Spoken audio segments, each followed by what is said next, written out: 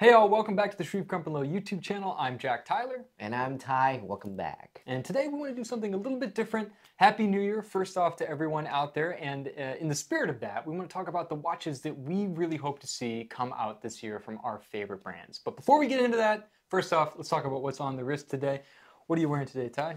Blancpain Air Command. As to be expected. And I am wearing my GMT Master 2 Pepsi with the Jubilee, one of my favorite versatile watches. Let's jump in. So what do you want to see from Rolex this year? We have been seeing a lot of sport model with black lacquer dial. So I'm hoping to see white dial contrast. Like imagine that Pepsi on a white dial. Yeah, for sure. But then that would be very close with a meteorite dial. It would, but you might actually be able to get, you know, a white dial. Pepsi. Yeah, for sure. A closer chance. Yeah. What about an Explorer 1 with a white dial? That would be interesting. Oh, that would be amazing. That'd be really sick. In fact, if they would do an Explorer 36 white dial with, or a black with a hand-painted Everest on the dial. That would be fantastic. That would be fantastic. Yeah. It's funny because Rolex does really great white dials. They just don't seem to do that many of them. Another thing that would be great is if they started offering more sport models with the white dial, it might take some of the pressure off the white dial Daytona. So it might become like a little bit more accessible from those of us who still want that watch. For sure, which is everybody wants that watch. Yeah, right. That'd be very cool. Now for me, I just want to see some smaller watches from Rolex. Why is that? Because I just, you know, as I've gotten further into watches, I just realized I just have an appreciation for smaller watches, at least for me personally. Like, I love this watch, but quite honestly, like, even as a sports model, it's a little bit too big even for my wrist. Like, if they made a 38 millimeter version of the GMT or the Submariner, I think it would be awesome. I think it would be really, really awesome. I'm glad you say that. I mean, didn't you own a 1921 40 millimeter? I did, yeah. So now we're jumping into Vacheron. So yes, I did have a 1921 rose gold in 40 millimeters. I loved it, but eventually had to trade it in for the 36 millimeter version. And now I'm all about 36. I have the 36 millimeter Datejust, which I love. It's just a perfect size for me. That's awesome. Yeah. Okay. Yeah. So some smaller watches, some white dials. I think that'd be awesome for me. I think the 1921 is going to be. Oh, really? Okay. Next. All right. So now we're not even talking about watches we want to see. These are watches that you want to see in your collection. I want to see that in my collection. You know, hope we gotta work towards it, guys. For sure. Gotta work towards it. Yeah, I think that Vacheron, again, as one of my favorite brands, there's such a romanticism about Vacheron that no other brand really captures, in my opinion. But that being said, I think that they're kind of at a crossroads right now in terms of how they want to present for the next couple years. It's been obviously a crazy time during the pandemic where still sports watches obviously just hit a super high watermark in terms of demand. And I feel like Vacheron definitely leaned into that, and that's very evident in that skeletonized overseas that they released. Like, they put so much into that watch. And I think that they maybe have left a little bit of their true heritage, which is in dress watches, on the back burner. So I think I hear what you're saying, and I would love to see some more highly complicated watches coming from Vacheron that are maybe on the other side of the fence in terms of the dress watches. I mean, before, during the history timeline, they did make the most complicated pocket watch in the entire world. Yes, absolutely. So, yeah, they've got that lineage, and they got that DNA already. So, absolutely. You know, it's only a matter of time. All right, so moving on to a brand that might not be on the surface as highbrow, even though we just did a review of those insane chiming timepieces that they released, Omega. So what do you want to see Omega do this year? So based on their Instagram, by January 26th, something is going to change. Very big change. And from the photo, it's actually looked like a hairspring.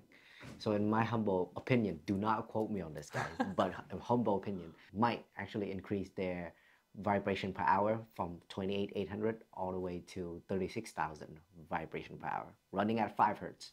The reason why I would that they hoping to lean it, which I hope, is that helping the chronograph hand when you activate it, it actually would run at so much smoother than a 28,800, which still have that jiggly laugh. I bet Ty's right. So, what do you hope to see? Yeah, for me, there's a piece that they discontinued called the Speedmaster Reduced, and I love the Speedmaster. It's one of my favorite watches. I've always had one in my collection, even though I haven't been collecting for a really long time. But I always thought that was a really cool piece because it was just smaller, and it's cool to have the Speedmaster in a smaller package. And what I would love to see is them to bring that piece back, but to actually do it as literally just a smaller Speedmaster. So instead of actually, you know, cutting off part of the dial to interject the subdials, if they just made like literally a smaller version of the traditional Speedmaster dial and put it in that smaller case size, that would be incredible. I think that would go over really well for a lot of people that are into the Speedy. I'm glad you say that. Yeah. Right? It would be perfect. Yeah. It would be beautiful. On the other hand, I would also hope to see they make a smaller version of Seamaster Oh, for sure. 300 Professional. Yes. Right? Yeah. They did that before. Mm-hmm. 36 millimeter. I seen it in person. Really beautiful. Doing with client on a day-to-day basis, I do hear that, you know, people do wish to have it smaller. Yeah, even 38 would be incredible. Right. It's incredible. Yeah. So that's what I hope to see. And another third part is that complication. Because they did that last year with the chime. Yeah, I'm sure they're gonna drop something. I mean, it Where seems they gonna like drop something every crazy? year they always do something to remind us that Omega can we're here. go right toe to toe with the best of them. So yeah, it'll be fun to see what they do this year. That's awesome. I will hope to see that. Very exciting. All right, let's go ahead and take a little bit of a segue off the beaten path here and talk about one of, I know, your and my favorite independent brands, Laurent Ferrier. Laurent Ferrier. Pure class. Yeah. But speaking of which, what watches do you want to see from them this year? In the classic case, micro rotor with a tourbillon. Yeah. It's just awesome. subtle. It's just class. I mean, money can buy a lot of things, but you can't buy class. Well, but you can buy a Laurent Ferrier. Last but certainly not least, another brand that doesn't get a lot of airtime, Blancpain, which I know you're a big fan of, obviously, and I have for years. So what would you like to see from them? I know it's a very special year for them. You mind telling me? It is a special year. This year is celebrating 70 years anniversary of the Blancpain 50 Fathom. Cool. Born in 1953. Yeah. You know, 4 or 5 months before Submariner was born. That's right. The OG. So the OG. What do you think they're going to do? I hope to see 42 can be like a new norm for 50 Fathom, or half, and soon later in the year, hopefully they're making something like 38 or 39 millimeter. Something smaller for 50 Fathom where people wear, they're not necessarily like, you know, go specifically for diving, even though we know that the watch can handle much more than what we capable of diving, you know. However, you know, having a really small, elegant watch, but actually still show that the DNA of the company from 1953 until now for the model is actually very crucial. Well, I think it'd be a smart play for the brand, just because I know that more people would be coming to Blancpain as newer, younger buyers if they could buy that watch in a size that would be comparable to a Rolex Submariner.